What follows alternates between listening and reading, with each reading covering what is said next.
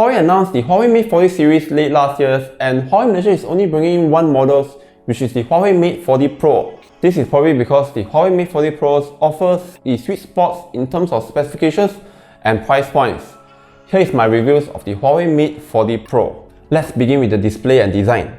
It has a similar design language from the previous Mate30 Pro, a drastic 88-degree curvations that give an impression of the display wrap the whole front.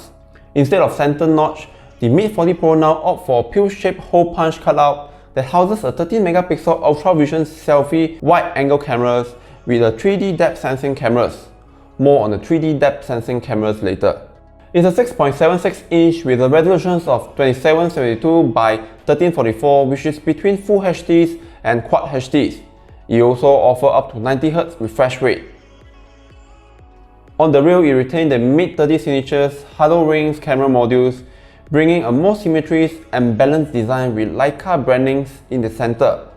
Huawei called it Space Rings, inspired by the first black hole captured by NASA last year. It presents you to explore the world with the Huawei Mate40 devices.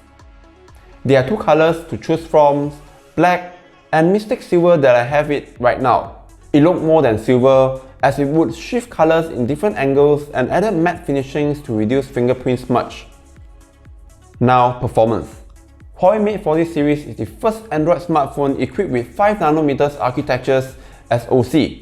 The Huawei Kirin 9000s with quad CPUs up to 3.13 GHz, 24-core GPU, quad ISPs, and integrations of 5G modems in one chip. It paired with an 8GB of LPDDR5 RAMs and speedy 256GB UFS 3.1 storage that can be further expanded via Huawei propriety's nano memory cards. The Mate40 Pro doesn't only offer great performance, it also offers high power efficiency. This is thanks to the 5nm architecture's SoC. It takes any high demanding gamings like champ. Coming to cameras, here's the part where the device shines. It has a big 1/1.28 inch sensor primary cameras that shoot at 50MP with f1.9 aperture. There's a 20MP f1.8 ultra wide angle camera that does autofocus, where you can shoot a depth of field photos with a wider foreground. Huawei did put a stop on pushing the telephotos and offer a more practical 5x optical zooms. Here are some photos which I took with the Huawei Mate40 Pro.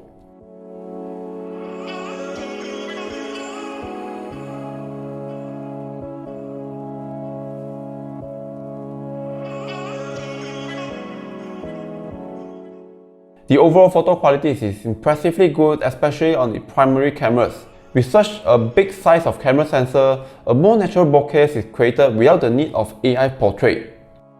Video-wise, Huawei uses the ultra-wide angles as the main video recordings that offer a more cinematic view. This makes the device more proficient in video shootings thanks to the wide apertures and autofocus, which competitors lacking of.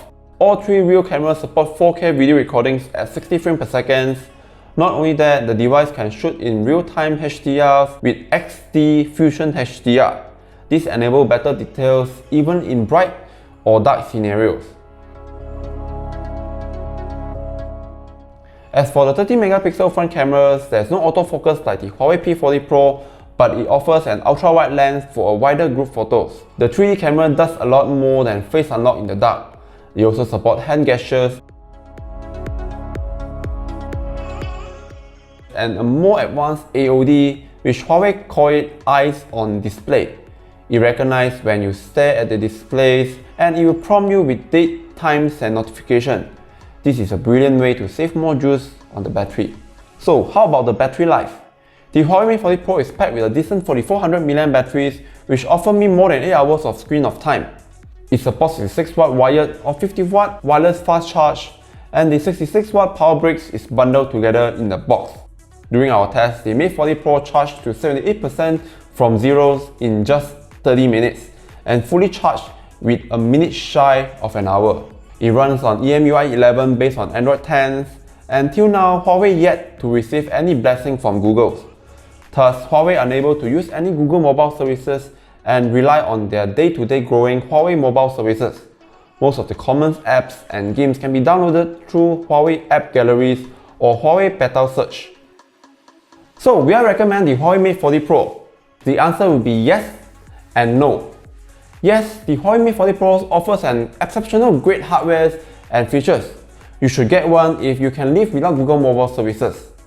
And no, it's for those who are not technical enough to use the smartphones without Google mobile services or can't live without Google Play Store.